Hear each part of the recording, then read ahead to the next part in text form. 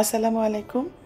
আজ আমি আমার বাচ্চাদের খুবই পছন্দের একটি স্ন্যাক্স তৈরি করে দেখাবো, আর সেটা হলো মশলাযুক্ত আলু ভাজা। এটাকে অবশ্যই ইনস্ট্যান্ট আলুর চিপসও বলা যেতে পারে। এর জন্য আমি 3টা বড় সাইজের আলু ছিলে ধুয়ে এভাবে পাতলা করে কেটে নিয়েছি।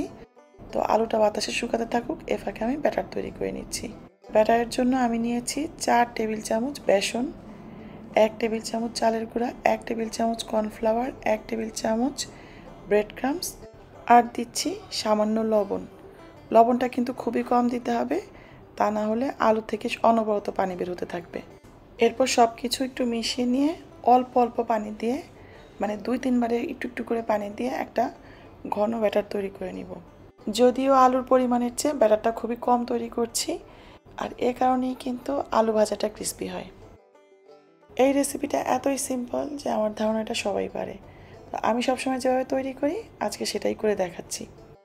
এবার অল্প পরিমাণে মরিচ গুঁড়া দিয়ে আরও একটু পানি দিয়ে ভালো করে ফেটিয়ে নিতে হবে, যাতে সব কিছু খুব সুন্দরভাবে মিশে যায়।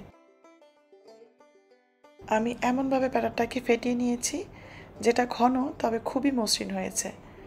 এবার এর মধ্যে আলুগুলো দিয়ে দিচ্ছি। আলু কিন্তু মাখার পরে অনেকক্ষণ রাখতে হয় না, তাহলে আলুগুলো একদম নরম হয়ে যাবে। তো এইদিকে চুলায় তেল গরম বসিয়ে দিয়েছি, এবার ঝটপট ভেজে নিব। তেলটা মিডিয়াম গরমে আছে আর চুলার আঁচটাও মিডিয়ামেই আছে। একে তো পাতলা করে আলু কেটে নিয়েছি, তার উপরে ব্যাটারের পরিমাণও খুবই কম, আর এজন্যই আলু ভাজাটা ক্রিস্পি হবে। ব্যাটারটা যদি একটু বেশি হতো তাহলে আলুটা ফুলতো, তবে অতটা ক্রিস্পি হতো না।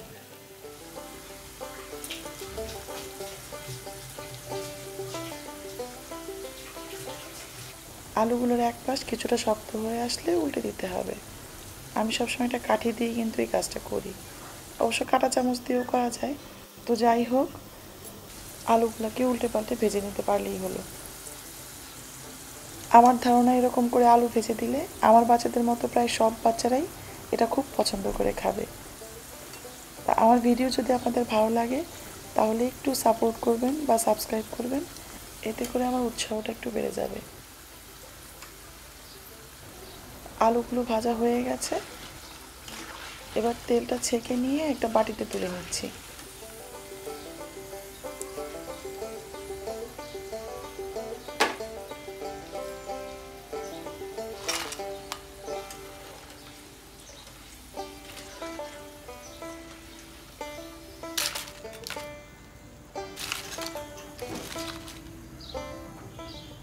এরপর ভেজে নেওয়া আলুগুলাতে গরম অবস্থাতেই আন্দাজ মতো চাট মশলা আর বিট লবণ ছিটিয়ে নিচ্ছি।